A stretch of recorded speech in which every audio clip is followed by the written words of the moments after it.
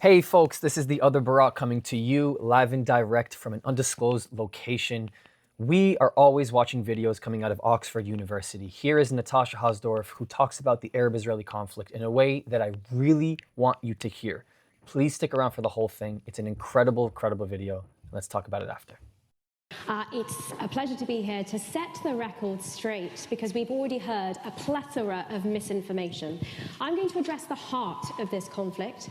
I'm going to lay down some law, given the misrepresentations we've already heard on occupation, and I'm going to be talking about learning from history. At the heart of this conflict is a racist refusal to accept the Jews' right of self-determination in their ancient homeland as an indigenous population. That is what the nation-state law, the basic law, was talking about, and it didn't change anything about the legal framework or the status of citizens in Israel. It was a declaratory law on exactly that issue. But long before the establishment, or I should say the re-establishment of the Jewish state, Arabs have been killing Jews because they are Jews. From the Tzfat massacre of 1834 to the Hebron massacre of 1929, to the continuous wars of attempted annihilation against Israel, to the multitude of terror attacks against Israeli civilians, to the recent murder of Lucy, Rina, and Maya D. May their memories be a blessing. Gunned down in cold blood by Palestinian terrorists. Arab aggression has cost tens of thousands of lives. And at the heart, I'll take you once the protect time is over, I think, and at the heart of this motion and the heart of the conflict is the racist call to cleanse the land of Jews. Calls maintained by the Palestinian Arab leadership, Mahmoud Abbas, and his promise that not one single Israeli would remain in a Palestinian state. Go ahead, sir.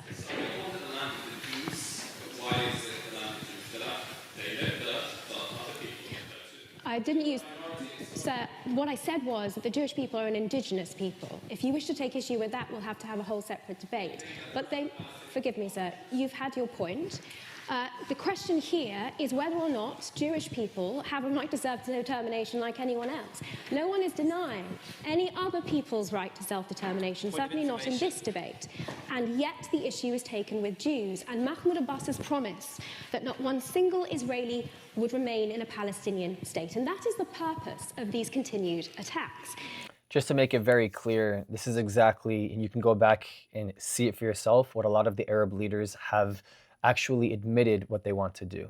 They say that without the Palestinian refugee issue, without them suffering, we have nothing to use as collateral to justify our Arab revolts against the Jewish people. These are the leaders of the Arab movement in the uprising against the state of Israel. It's historical information.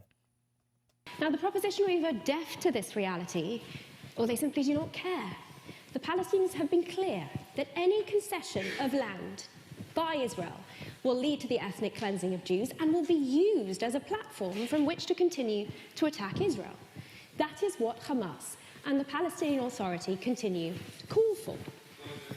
I'm calling for a reality check, and that includes the appalling way that the Palestinian Arabs have been treated by their own people, by surrounding Arab states that have kept them in refugee camps for generations, and by Hamas and the Palestinian Authority that subjugate, repress, and torture them in their own autonomy.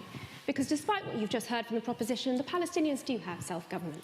No wonder polls of Palestinian Arabs consistently show that their preference is to live in the state of Israel, where Arab citizens of Israel enjoy all of the freedoms, yes, sir, are the only democracy in the Middle East, don't they?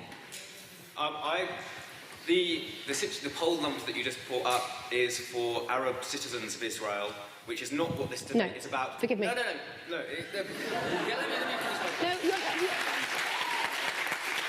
I'm sorry, you've had your chance. You're incorrect, sir. The poll numbers I'm talking about are of Arabs living outside of Israel who would rather live in the only democracy in the Middle East as free citizens than under the repressive, brutal regime of the so-called moderates in the Palestinian Authority. I'm limited on time, sir. The reality of the situation is that Israel's withdrawal from the Gaza Strip enabled Hamas to establish an Iran-funded terror launchpad from which both Hamas and Palestinian Islamic Jihad have launched tens of thousands of missiles onto Israeli communities, hundreds, over 100, forgive me, in the last few days alone. The reality is that following the Oslo Accords and the so-called moderates in the Palestinian Authority, they incite nursery school children to become martyrs by killing Jews, and they incentivize the killing of Jews through their pay-for-slay policy, which pays convicted terrorists stipends depending on the number of innocents they kill. Peace is not on offer in this equation. That is the reality which the prosecution seek to gloss over. It's important for me to lay down some law, and this is the second issue I want to touch on, in light of what has just been presented to you, because anyone who values a rules-based international order should be troubled by the misrepresentation of international law and the attempt to mask political opinion as law. And that is what we have continued to hear tonight. And I take one example. The fundamental default rule of international law, which governs the formation of a state's borders at the moment of independence, is called uti possidetis iuris. It dictates that a new state inherits as its international borders the boundaries of the pre-existing administrative unit.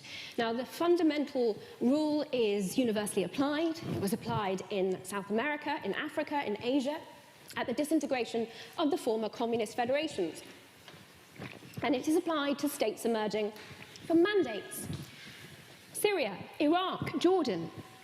It applies in the same way to Israel at its declaration of independence in 1948. Now, another fundamental rule or principle of international law is its equal application.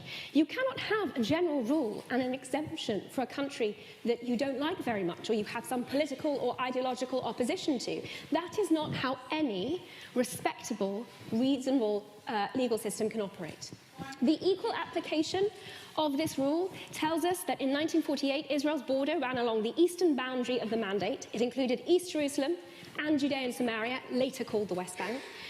In 1948, in a war of annihilation that was waged on Israel, Jordan occupied that territory and ethnically cleansed it of its Jews. Let's not forget, this is very important. Jordan was occupying the West Bank, and they had no interest in taking in the 600,000 Palestinian refugees because they didn't want their ideology to seep into Jordan. But no anti-Israel person will ever make the claim that Jordan occupied the West Bank. And in 1967, in another war of attempted annihilation waged on the Jewish state, Israel recovered that territory. Now, let's consider a parallel example in international law, seeing as the proposition had brought the subject up. Ukraine's borders were formed under the rule of uti possidetis iuris. That is why there is international consensus that Russia has occupied Crimea from Ukraine. Now, as Ukraine continues to push Russia back, if it were to recover Crimea in the same way that Israel recovered the West Bank from Jordan in 1967, would anyone here really accuse Ukraine of occupying Crimea? Of course not. Why the double standard for the Jewish state? The fact is that there is no occupation under international law. That is a political term, a libel with no legal basis. Point of information. Likewise, the claim of illegal settlements, a term which seeks to justify the ethnic cleansing of Jews by implying that they should be excluded from certain areas just because they are Jews, while Arab citizens of Israel enjoy every freedom in the Jewish state, not a single Jew. When I was working at the Supreme Court, the judges I was serving include an Arab justice, and we have members of Knesset who supposed to serve the Arab community, but they don't, because they pull the line that the prosecution have already been towing this evening instead of serving the interests of their constituents. You may laugh, ladies and gentlemen, it reveals only your ignorance. While Arab citizens of Israel enjoy those privileges, not a single Jew is permitted in Palestinian-controlled land because of the racist policy that it must be free from Jews, or a term which some scholars of modern European history may be familiar with in this audience, Judenrein.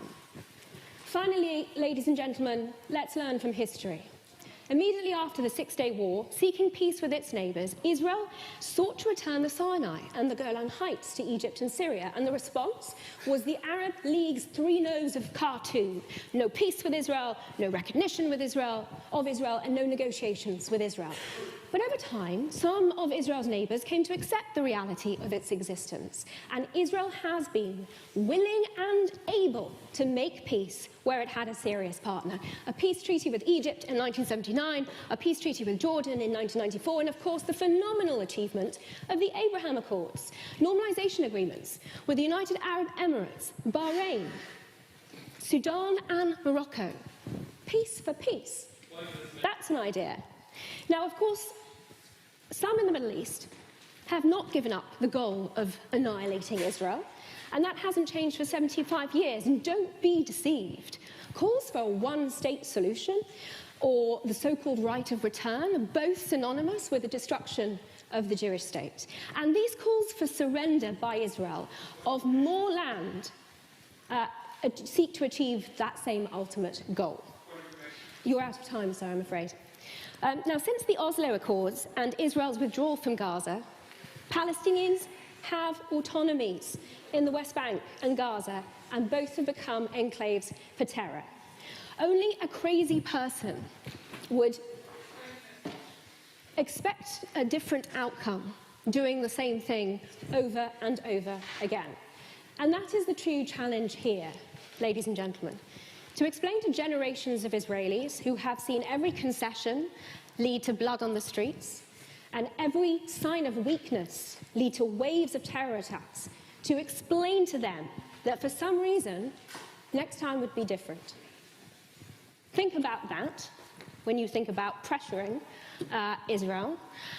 A vote for this motion is a vote for further enclaves of terror and for the ethnic cleansing of Jews.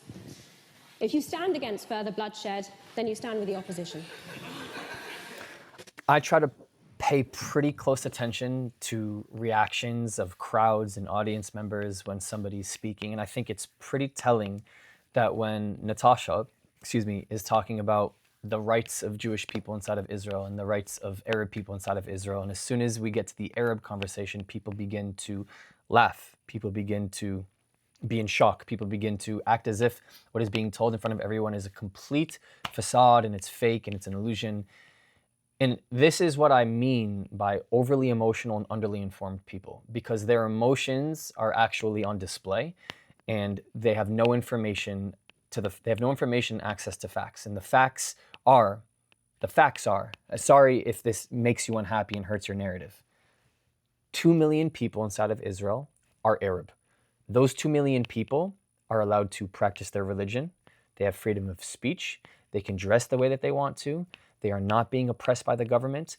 These Arabs can be members in the court system. They can be judges. They can be doctors. They can serve in the parliament. They can be teachers. They can stop on the road and take out their mat and pray to whatever God that they want to, and the government doesn't come after them. Those are facts. They're facts not only because they're literally a thing. I live there.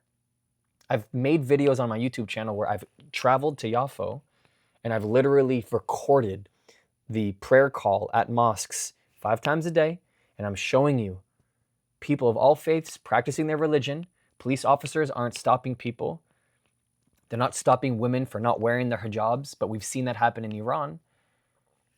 It really pisses me off when people try to make the claim that you're lying when you say that Israel is the only democracy in the Middle East. It is. It is. You cannot practice these things if you don't believe in deep radical ideologies in places like Iran. I can't even go there. Why? Why can't Barack? Why can I not go to Iran? Why can't I go to Lebanon? Why can't I go to Syria? Why can't I go to Yemen? Why can't I go to the Gaza Strip? Why can't I practice being a Jew at Temple Mount? Why? If you can tell me why, because I know the answer, then it should explain everything that you need to know about the oppressed and the oppressor. Thank you. If you want to continue the conversation, you can support my work for free. Discord does not cost a thing. It is the best way to connect with me and others who are seeking the truth. The link is in the description. But if you want to take it one step further, my Patreon gives you access to the Israel you don't see, uncovering the untold stories of what mainstream media does not show you. The link is in the description, and it helps do this work. Or if you're just looking to help this thing go, PayPal and buy me a coffee is a really easy way to support me. This channel, this work does not happen without all of you. Thank you. I love you. I'll see you next time.